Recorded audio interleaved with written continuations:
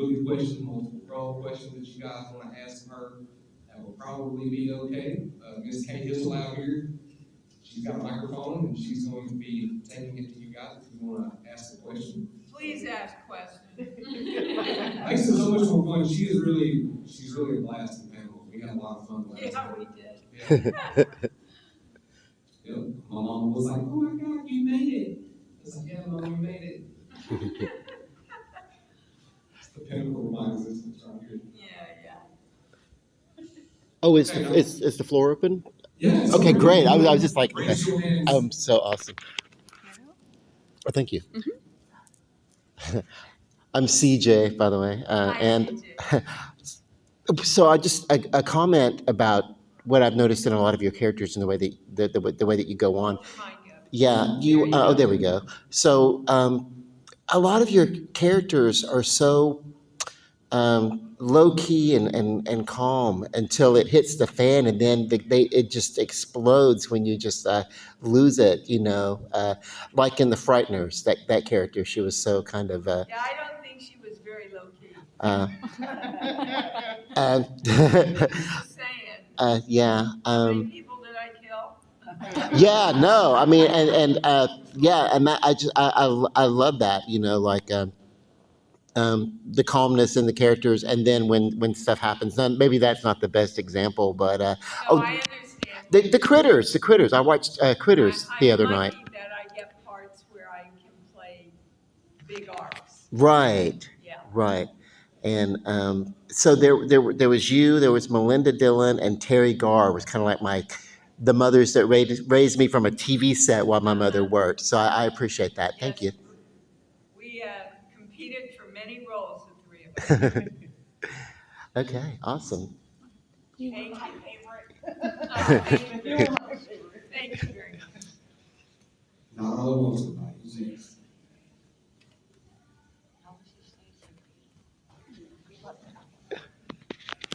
Thank you for coming to Freeport. Thank you. Filming of ET, was there anything that stood out, and how was your experience filming? Well, I remember the first day on the set. First of all, it was very secretive because people were stealing ideas back in the 80s. So we all had to wear tags or they wouldn't let us on the set. One day Stephen forgot his and he had to go back to his office and get it because there was a rule. If you didn't have that, you didn't get on the set. So the first day I walked on the set, I came in and I turned to the right and there was E.T. with about 4 guys standing around him. And I just stopped cold in my tracks. It was like literally looking at another person with a soul. I mean, what Carl Romaldi did with that creation, well, you see how long this film has lasted. It's really our Wizard of Oz, you know. It's gonna last forever, and it's changed and healed so many lives. I had to go read the script behind locked doors. And I remember calling my agent and saying, I don't think this is going to do a lot for my career, but I think it's going to do a lot for the world. And I want to be a part of it. And I was right, wasn't it? Absolutely, absolutely. Awesome. You had a question, brother? I think you moved up in the back.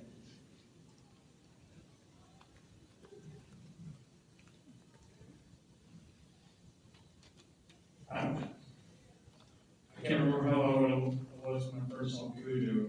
Yeah, everybody's grown up on it, it's okay. When I know you was in ET, but I remember you Voodoo. Yeah. When I was in high school, you did this thing called Lassie series.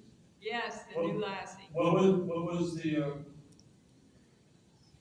difference between working with one dog and the other, I guess? Let me tell you, there were 13 dogs that played Cujo, and they were all trained to go after toys. So we literally had to tie their tails down because they were wagging them all the time. And they were so well trained. It was unbelievable working with these dogs. And they would whip up egg whites, right, to make the foam for their mouths. So we had to mark it and get ready to go.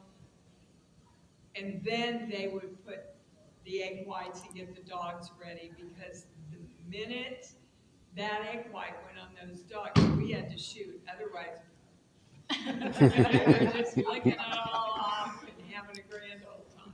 Yeah. Lassie, on the other hand, dumber than a doornail.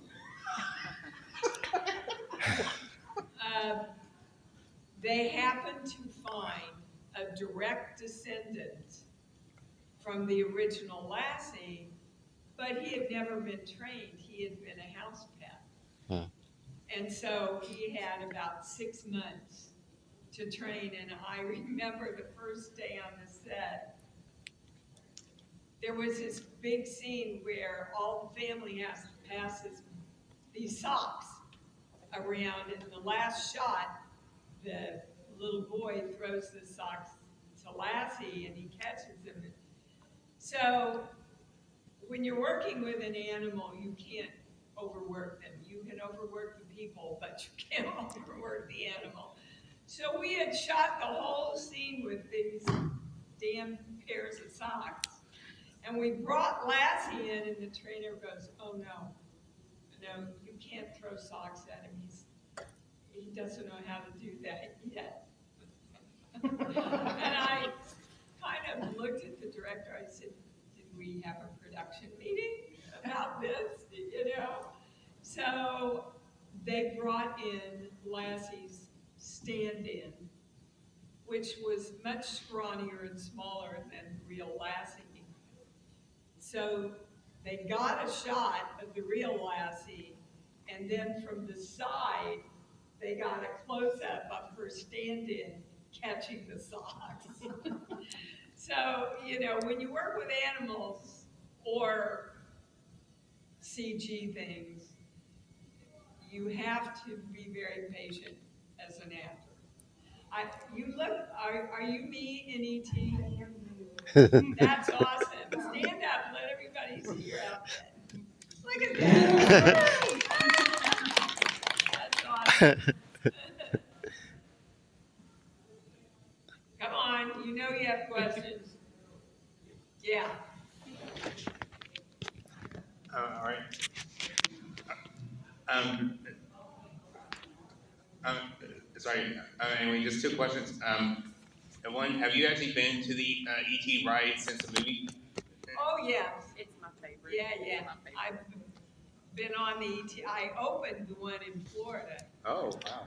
Yeah, but, I had a little girl, and I took her on the ride a lot. Yeah. All right. Have you been? Yeah, twice. Yeah, good. All right. All right. All right. Sorry. Anyway. It's all right, sweetheart. Okay. What was it like to be in both a Steven Spielberg movie and of course a Stephen King movie? Well, it was great because both of them are great movies. Of course, I love E.T. and I love what E.T.'s done for the world. For me, my favorite movie is Cujo, just because I gave absolutely everything I had.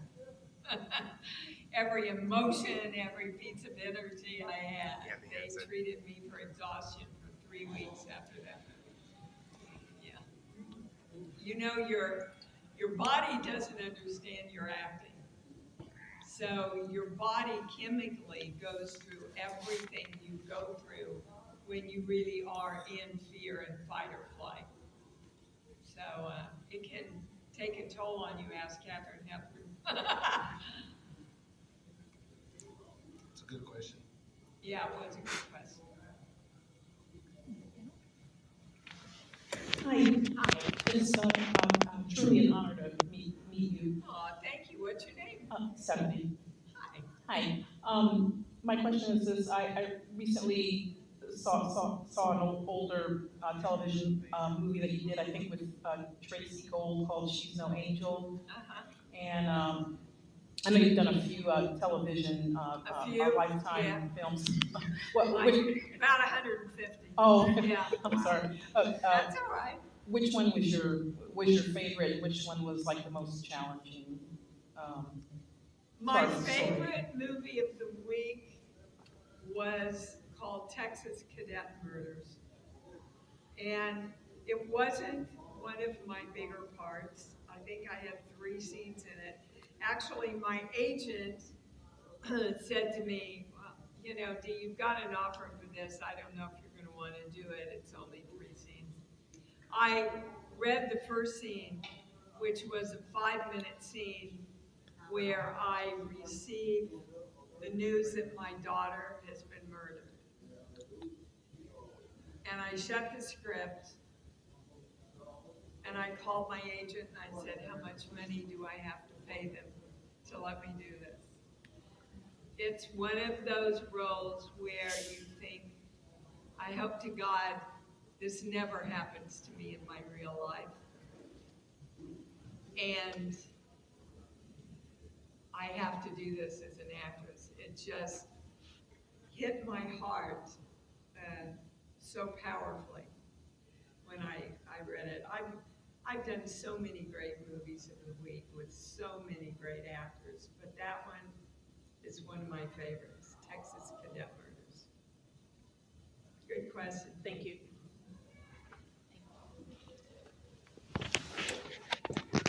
Front here, just Katie. Hi. Now, your little girl, what was her favorite movie that you did? My little girl? You know, I don't think I've ever asked her. I can tell you, she didn't see E.T. until the re-release. Don't ask me why. And when it got finished, I leaned over and I said, so what'd you think? And she went, you were okay, Mom. Out of mouth names. I think for a child of an actor, especially when they're little, they don't, why are you up there? How can you be up there and be my mom? You know, their brains don't, and that's true with all young kids. Drew, for example, in E.T., would go in and out of fantasy and reality all the time. Right at the beginning of filming, we found Drew going over to talk to E.T. all the time. He was standing in a corner. And so Stephen saw that, and so he assigned 2 men to work E.T. every time Drew came over, so that he would be alive for her. So, you know, I'm very motherly to all my kids on this set. So we're getting ready to do E.T.'s death scene with all the doctors. And she was waiting on the sound stage next to us. So I went over to get her and I said, okay, Drew, now we're gonna go do E.T.'s scene where he's dying, but you know he's really not dying. He's just acting like we are. She said, I know, Dee, do you think I'm stupid? So I picked her up, we walked in, she took one look at me and went, he's dying! And Stephen's going, roll it down, you know. From that walk to, do you think I'm stupid? Till the time she saw E.T., she totally forgot it was real, or wasn't real, as the case may be, you know. So my daughter, I can tell you, is very, very proud of everything that I've done, and now she's a best-selling author. Oh. Eat, Pray, #FML. And it's an incredibly powerful book that is healing a lot of people in relationships that have been hurt. Yeah. Coming to Shreveport. What? Thank you for coming to Oh, Shreveport. well, thanks for having me. Yeah. So, who's next on the question list? One more. Yes, absolutely, sir. Go ahead. And I've learned since you were coming that you're an author, that you've written a I am book. an author, yeah. I have a whole other life as a healer. I'm a clairaudient channel. And I have 6 books out now about that. My last one is Born, Giving Birth to a New You. And it's all about how to manifest in your life. Yeah, it's a real passion of mine. I have a Sunday show on at 9 a.m. every Sunday morning, 9 a.m. Pacific time, where you can call in and talk to the channel and ask the channel about anything, any kind of guidance you want. It's pretty amazing. You should listen sometime. Thank you. Next question.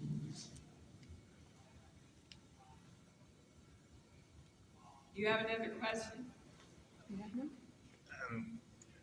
Yeah, I think just one more. All right.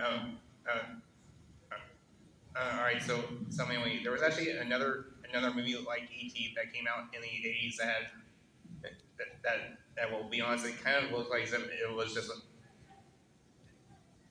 sorry, that mainly that be honest, it just looked like a really long McDonald's commercial. Mac and Me. What did so yeah, I mean, what did you actually think about that? About the commercial that came out?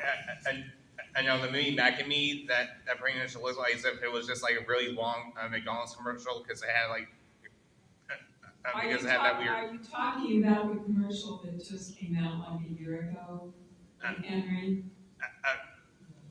No, I think he's talking about the movie Mac and Me. That was Oh, the like movie. Yeah, the movie Mac and Me that. Yeah. I don't know anything about the movie. I'm sorry. Oh, all right. Sorry. Yeah. Thank you, man. I see you looking up there. Yeah, right there. Yeah, You got quite a question for me? What movie was your favorite experience to shoot? What movie was the worst experience to shoot? Ooh, good one. Well, Good question.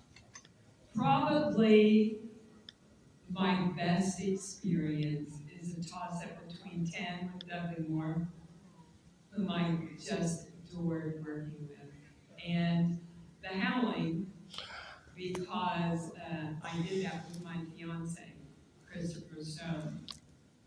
And everybody thinks I got him hired, right? What happened was I went in an audition and got the part, and then the producer called me and said, well, Dee, we've got an amazing cast surrounding you, but we're still looking for the guy to play your husband. And I said, well, what exactly are you looking for? Well, somebody who's really virile, but that has a sensitive side. And I thought, oh my God, I'm engaged to him. Of course, within 1 minute, my brain went, don't dare say that, they'll never hire him.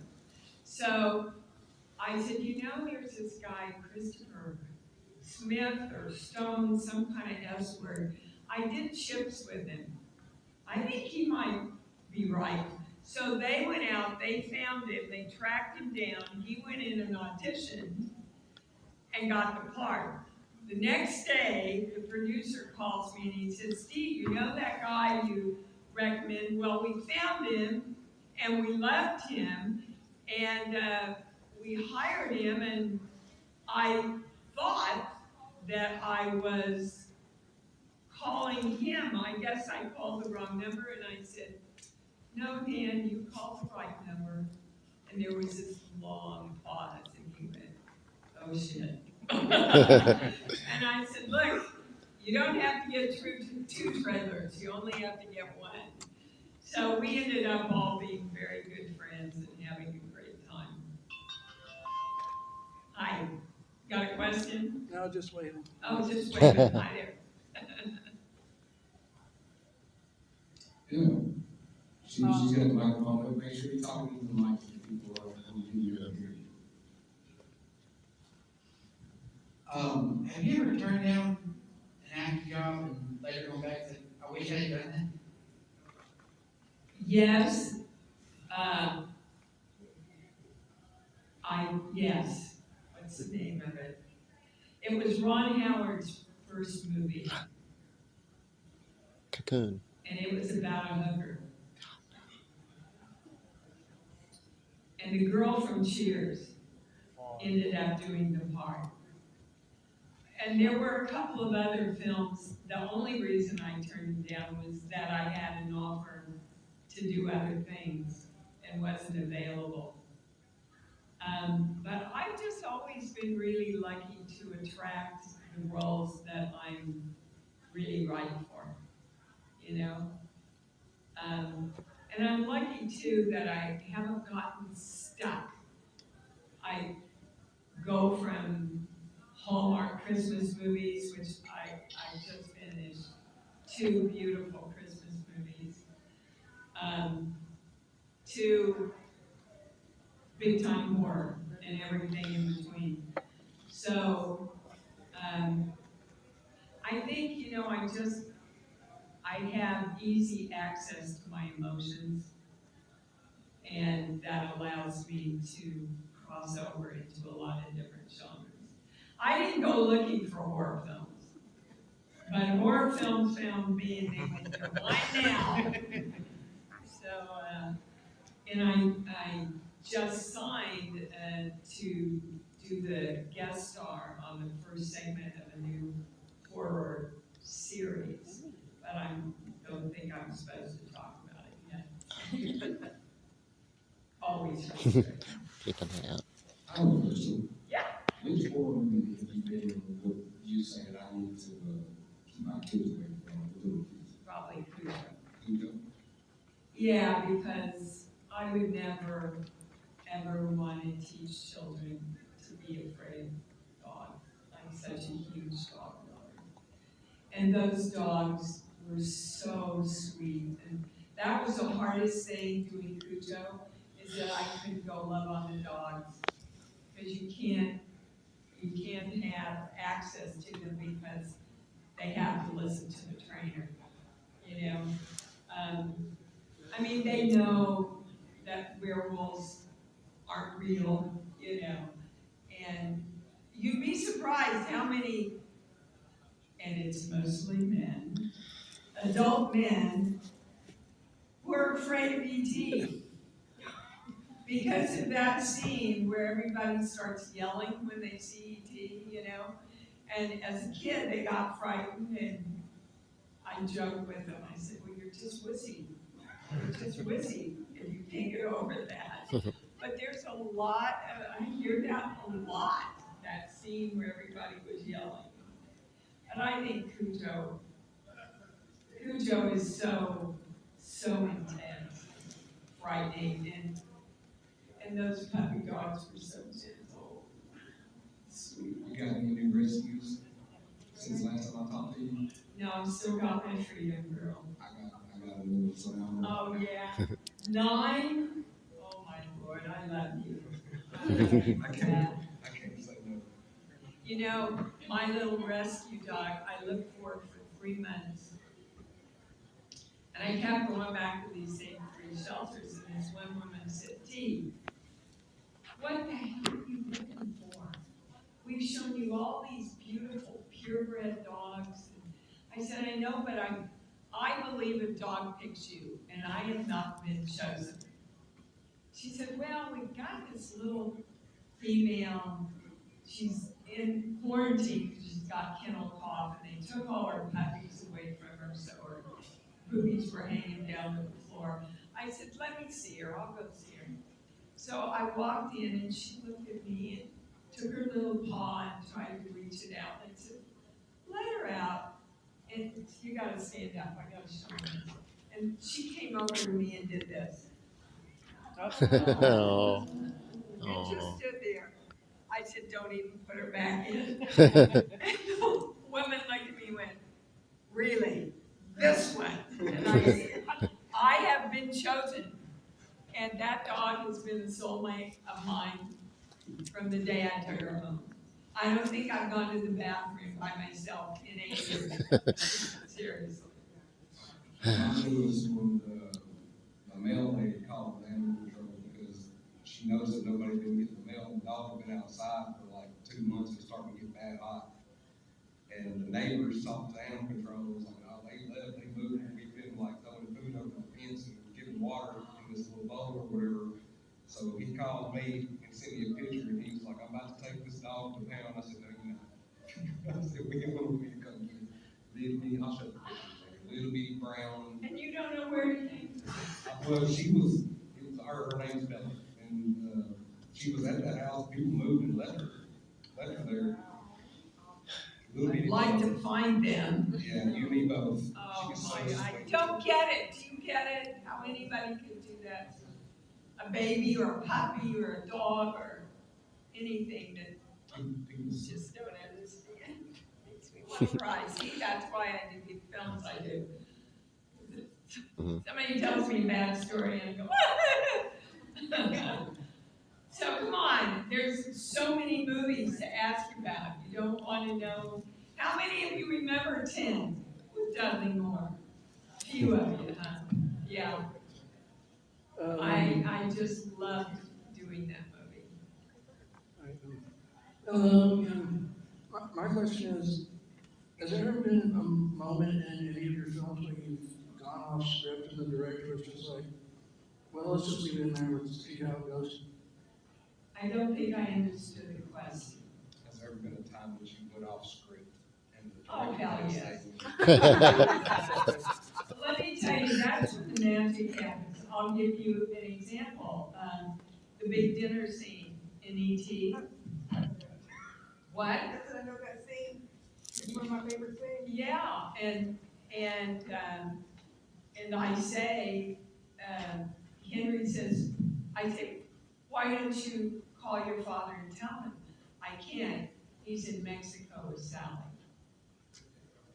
So Mary, the character, I feel all these tears coming up, and I think, I can't let the kids see me cry, so I got up and left the table, which was not in the script. So after he cut, Stephen comes over to me and says, Dee, why did you leave the table? And that's not in the script. And I told him what happened to me.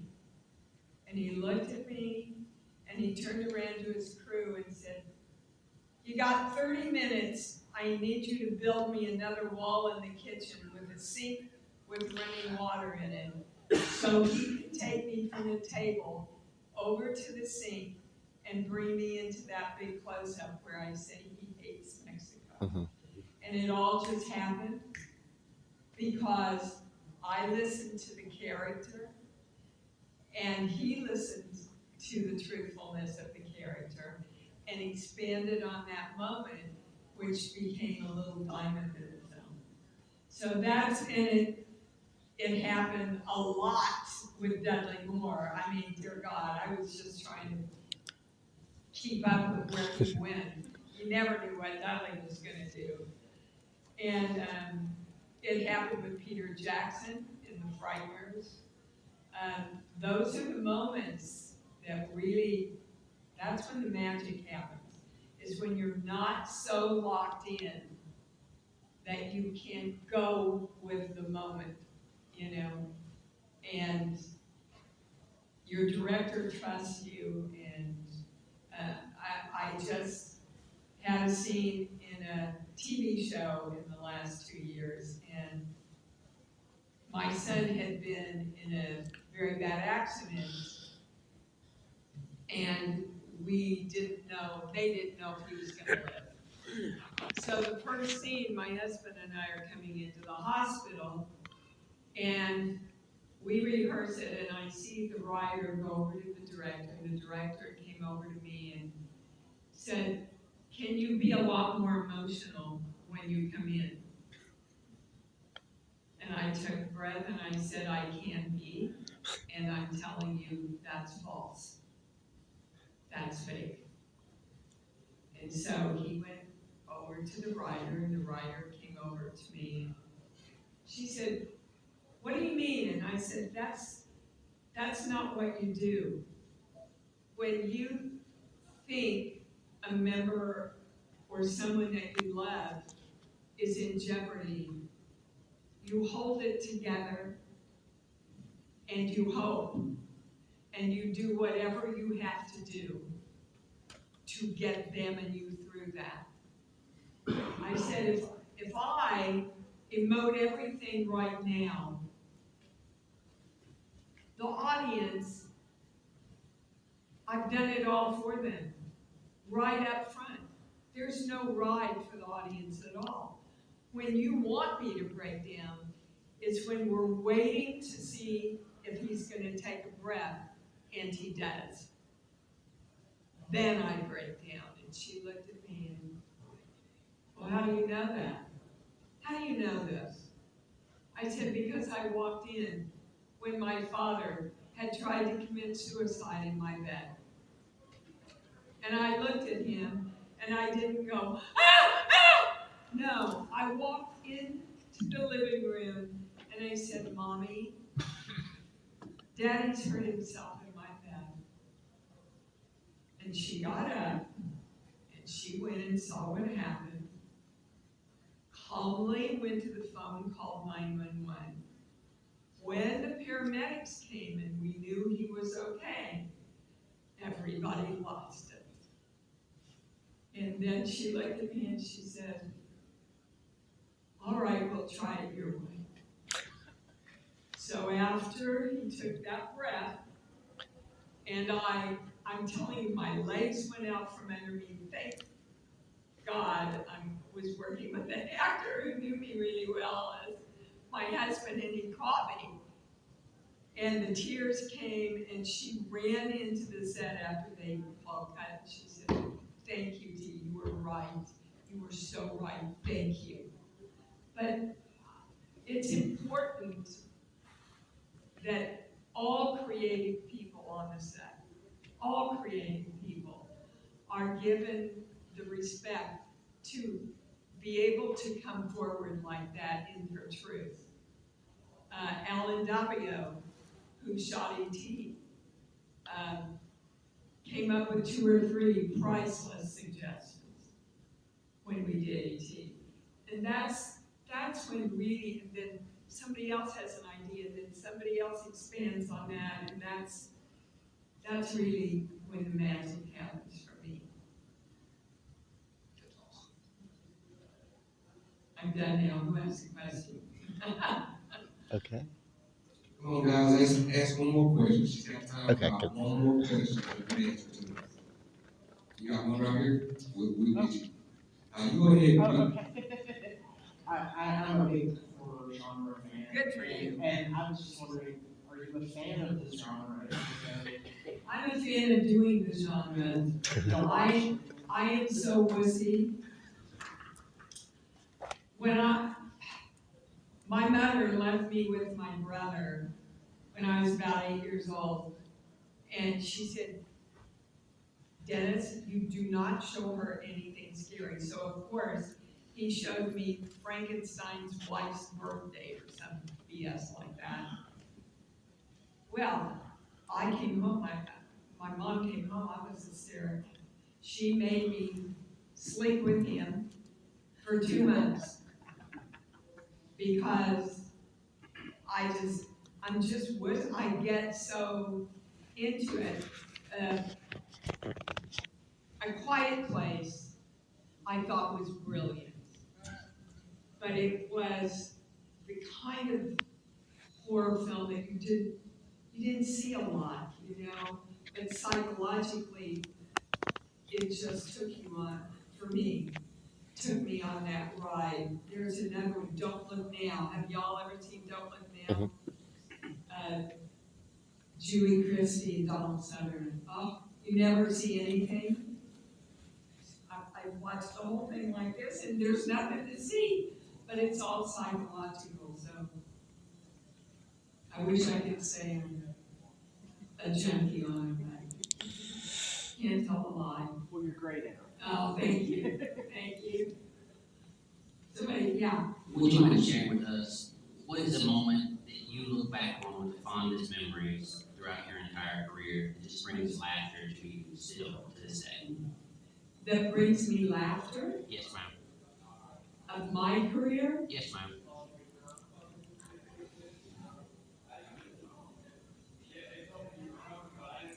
I don't think I stopped laughing while we were shooting 10. And it was my first big movie, you know. Christopher Stone and I were engaged when we did The Howling. So we had a lot of fun behind the scenes. And Chris could just keep me laughing about anything and everything. And you know, I just finished this wonderful, one of the most innovative scripts I've ever read, and it's called The Peppermint Twist. And I literally played Dee Wallace, playing a character named Auntie Noel in a Christmas movie that I'm shooting. And the two worlds start merging together. Oh my God, you guys. I read this script and I went, this is literally the most original script I've ever read in my life. Yeah, those are the three that come up for me. Thank you. Did I answer your question? Yes, ma'am. Okay. Anybody got one last one? If not, we're gonna let her go. Oh. I'll go for it. Okay, that's right.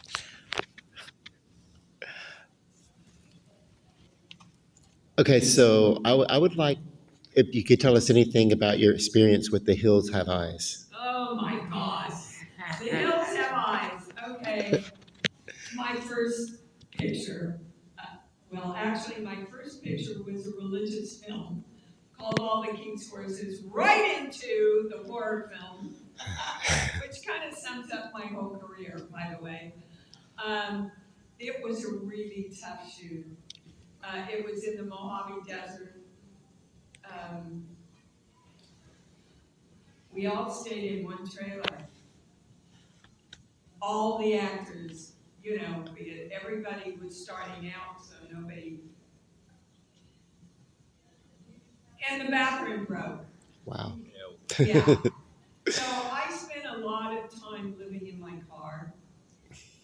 And it was like within 6 miles of the amount of allowable distance from LA that SAG allowed that you could drive. And so we would shoot until 5, 6 a.m. And then I would drive back to LA and then have to drive. And 3 nights in, my husband Christopher said, "You're not doing this anymore. It's too dangerous." So I just used a quarter of my salary at a Motel 6, I think. But it was just, you know, it's just too dangerous. It's not all fun and games, I gotta tell you guys. We work long hours. You wouldn't believe the hours. You know, I recur on 911. When I worked that show, we start at 6 a.m. and we shoot till 9 or 10 every night. It's crazy. I don't know how they do it on an ongoing basis. That's a good answer and good question. Yeah, that's a good question. All right.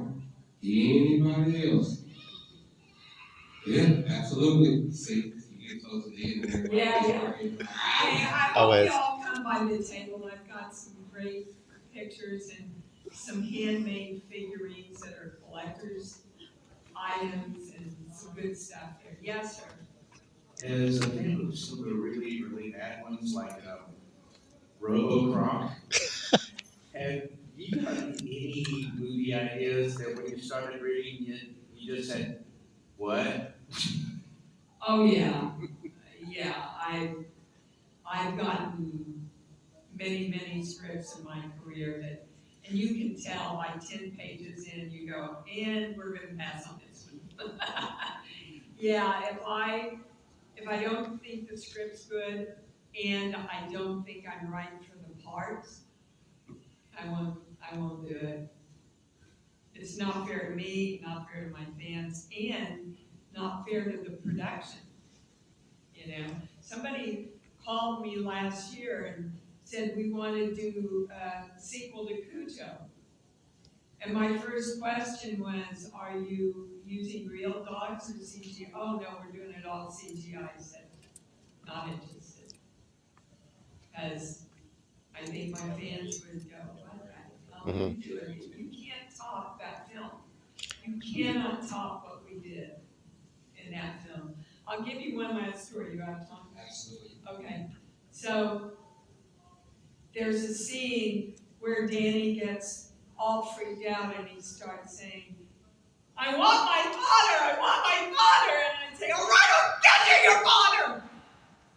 And the producer came to me the next day and said, Dee, we just watched the dailies and it's such a strong scene, but we're afraid the audience won't like you for yelling at him like that. Will you watch it? I never watch my dailies. So I said, sure. And I watched it, and I went to him and I said, if you cut that scene, you're crazy. There's not a parent in the world who has not felt that emotion.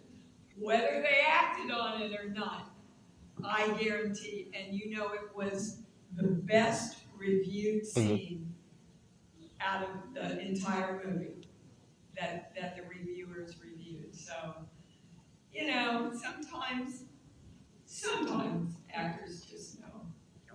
It's been great, guys. Thank you so much. Thank you.